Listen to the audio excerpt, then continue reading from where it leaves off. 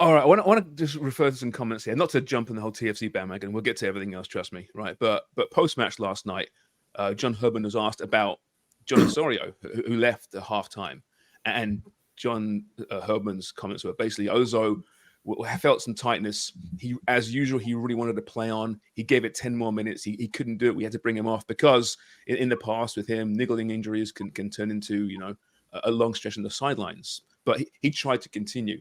Then he was asked about Lorenzo Insigne, who also left with some tightness. JC, can you play the clip? No, I mean, he had a tight cough, so yeah, it was disappointing. I think he was starting to tighten, and it's a game where a player like that has to stay on the field and help you win a football match. He has to.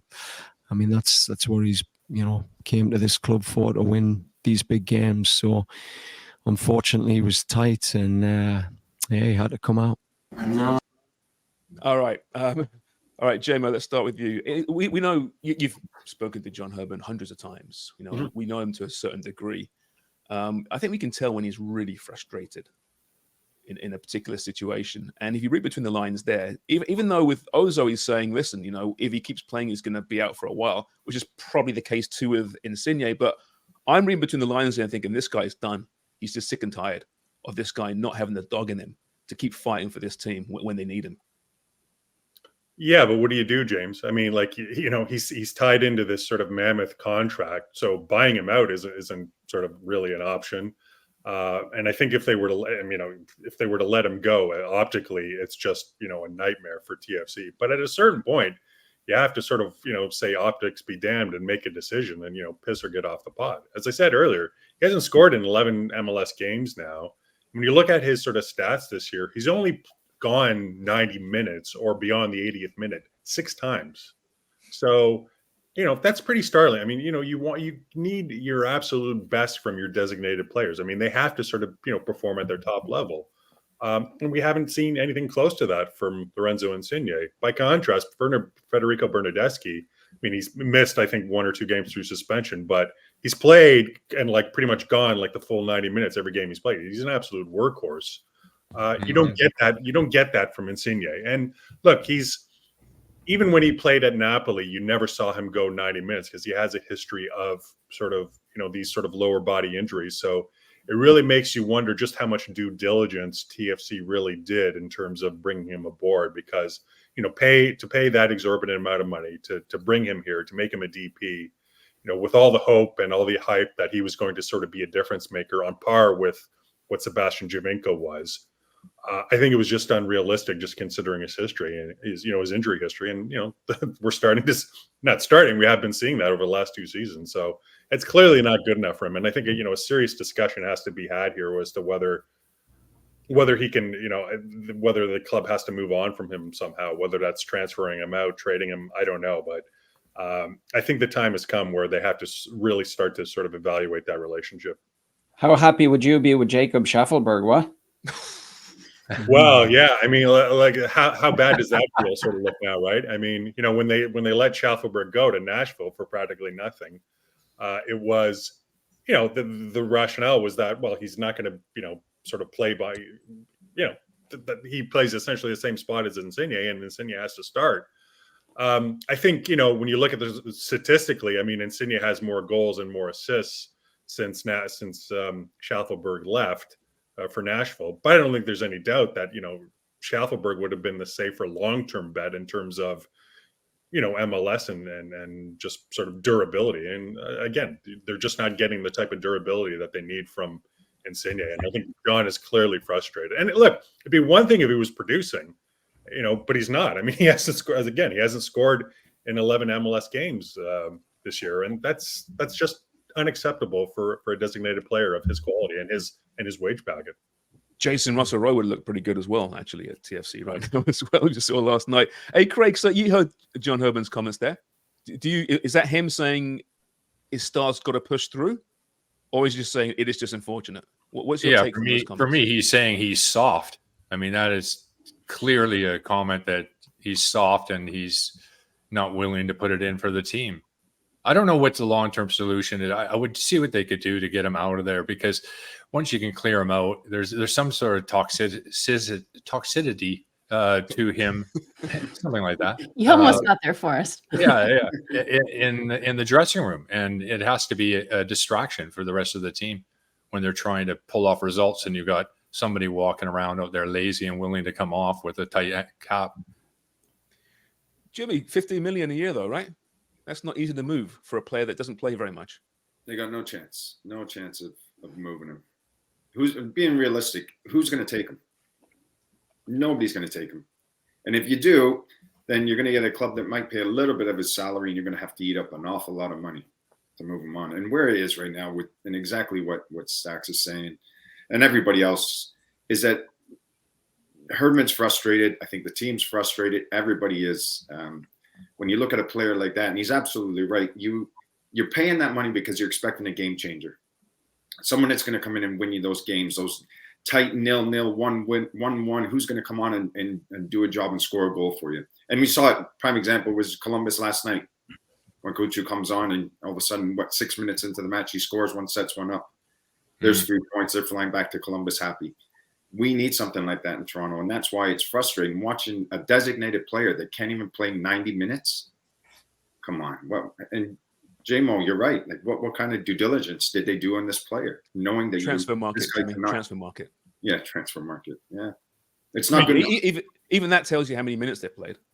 Yeah, right. I mean, you look at his stats, and it's 14 goals and 14 assists in 52 sort of league games over sort of 3.5 seasons, which, you know, for an average MLS player would be a decent sort of haul, but not for a designated player that, you know, is supposed to be a sort of a game changer, who you made such a big deal to bring here, and you've invested so much time and money in. I mean, he's, I'm not even sure he's worth sort of the DP sort of like salary cap hit of 680,000 or whatever it is.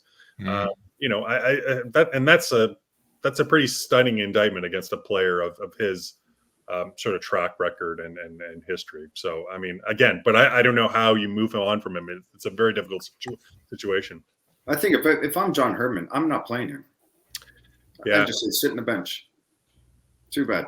And I'm going to go with somebody else who's going to go out there, give me a little bit of heart, some good work ethic, and at least put an effort in and show that you care. I don't think he does that though, Jimmy. I think Herdman comes out in his public remarks, we're interpreting them. It wasn't really overt. It was highly calculated in my mind, and it still came off as like a semi-soft indictment of Insigne. If I'm a player and I see Insigne on the training pitch, I'm not there obviously, but I see the work ethic or the lack of work he puts in on the pitch, and he, never healthy, can't stay fit, doesn't do for the team what you expect him to do as a teammate.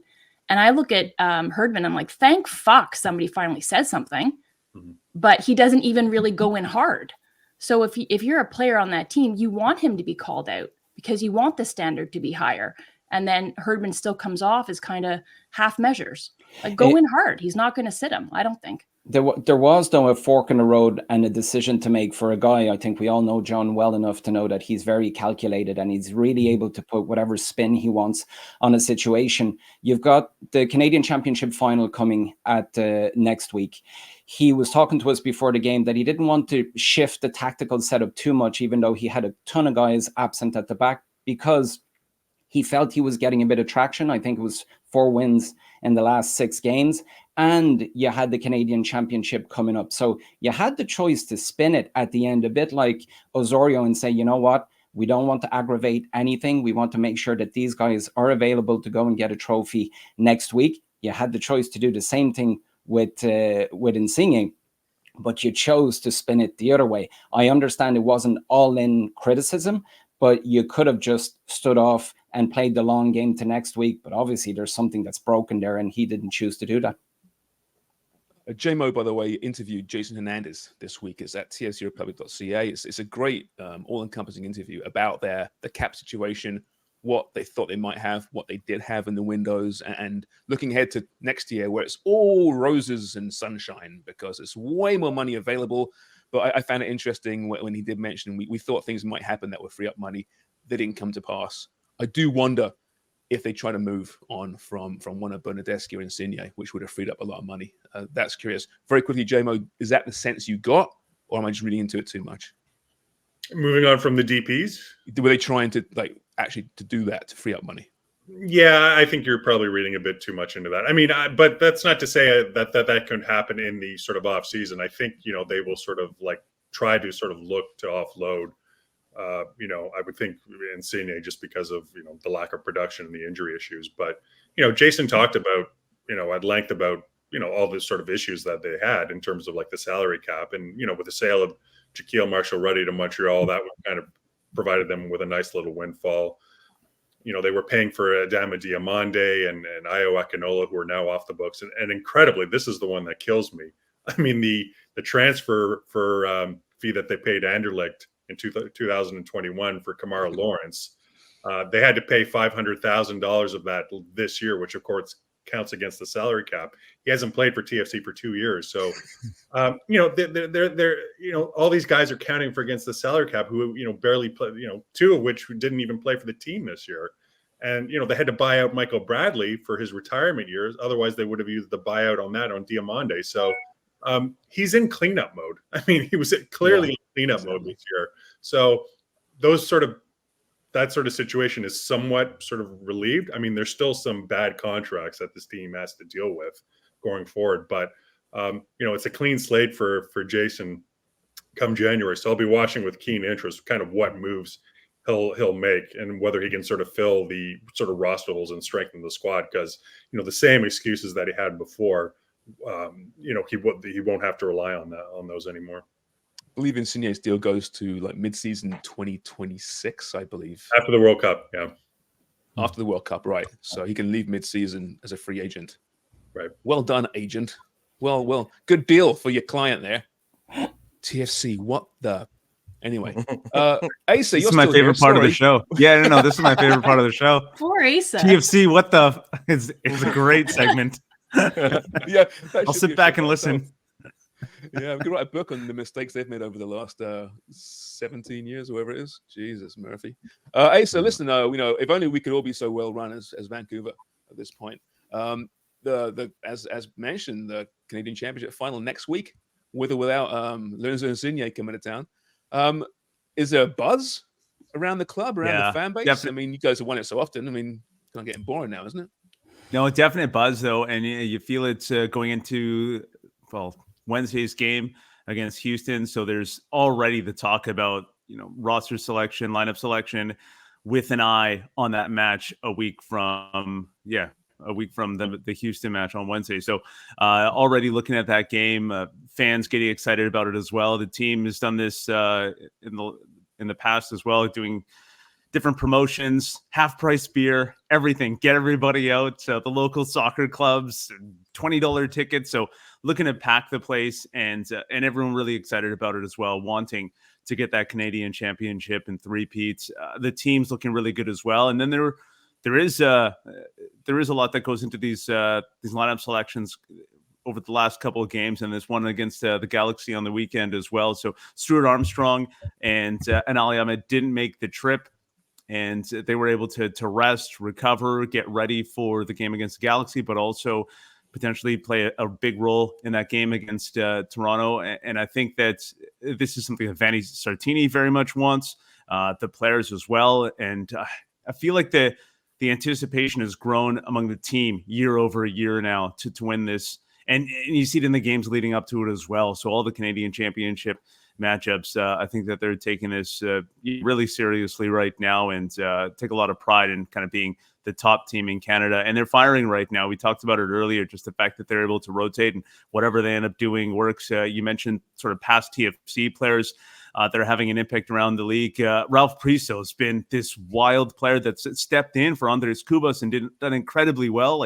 Handed out man of the match to him last week because Cubas unexpectedly picked up an injury when he was on international duty, and Priso has to come in. And I think the most important position for this Whitecaps team is what Cubas does in the middle of the pitch, because they play a back three and they're so dependent on the pressure up the park to make sure that that diagonal doesn't happen. There isn't that switch of play that can kind of expose the back three. And Kubas is kind of the one that he's the engine in the middle that makes it all work. And then you lose him, you have Priso in there, and he did an incredible job. So I think that whatever they end up picking, Vanni Sartini selects for his team seems to be working right now, and he's getting the best out of these players as well. Stuart Armstrong looks very good. Obviously, he looks like a Premier League player playing in the MLS. Just the touch, the processing speed. He knows what he wants to do with it before he gets it, and he moves it so quickly. And then they picked up a young Colombian, Edier Ocampo, who's a really exciting young player as well. So they've got a lot going for them. And then to JMO's points earlier about sort of the teams outside of the top four that can maybe make some noise, I think the Whitecaps feel like they can make some noise down the stretch here as well. Well, let's hope so for Canadian football. Ollie, listen, almost out of time here, but just perusing other, TFC former players doing okay at their new clubs or really well. How has Marshall Ruddy fit in to Montreal? Haven't got a clue. It's so hard to tell you what they're trying to do. Do you have Joseph Martinez to find up top, or do you have Matthias Kokoro? Because trust me, it's not the same thing trying to find one or the other. I think the movement of players up top is very hard to follow as well. Matthias Kokoro, for example, if I was Laurent Courtois at the moment, he's so off the cuff. I'd tell him just stay within the width of the 6-yard box. Stop going out wide. Stop trying to press all over the shop, and make it easier for guys like Marshall Ruddy to kind of have some markers up top. I think it's only at the beginning of next year that you're really going to see how Marshall Ruddy fits into this squad. I thought he was interesting at the weekend, but what's really tough for him, and maybe it's not that dissimilar of his experience from his experience in Toronto. You're starting one game, you're on the bench for the next, you're starting the next, you're on the bench once again. And I think that's very difficult, not only for him, but for players to understand what they're looking for as well out wide, be it on the right or on the left, where they've been chopping and changing as well. So I'm not sure it's the easiest of adaptation for him, but it looks basically like the whole team in Montreal. He's actually missing Prince Owusu. Yeah, let's put it that way. I don't know what that means, but I think it's more relevant than I'd like it to be. No, I actually don't mind Prince Owusu at all, but he's a bit of a non-goal scoring striker, which is no. I just had a quick question for John. What's been Lorenzo Insigne's goal tally over the last 11 matches? 0. Okay. We'll mention it one more time. Just slide it in there. He actually did score in the Canadian Championship, but in terms of like league games, he's 0 goals in 11 games. Sunusi Ibrahim scores in every single game he plays in the Canadian Championship. So there you go. One's worth 15 million, and the other isn't. All right. Sharms, wait 1 sec. You were right. Yes. Yes. I did have something to say. I just want to thank everyone for jumping on this morning and really targeting in on how we're going to grow our podcast with a new demographic of 18 to 35. So just for clarity, we referenced Brady Bunch. That was the 70s show. Ollie went with Cracker Jack, a brand that's been around since 1896, but kind of failed. And of course, Dubs used the Boggle, right? And it's a word game, a board game that you may find at a cottage with spider webs all over it, right? So thank you, everybody, for using those references that get people going. I really got to tune into that. Let's go and listen to a bit of Soul Train. Thank you. Listen, we'll take any sponsor's money. Depends. We don't care. Whoever you think, just throws the money and we'll mention your brand. Boggle. Maybe there's some money in Boggle. Yes, Boggle Online. Depends. Insure and reverse mortgages. Maybe some care homes or something, Brought to you by, I don't know, Dandelion Rivers Senior Homes. Why not? We're all pretty close.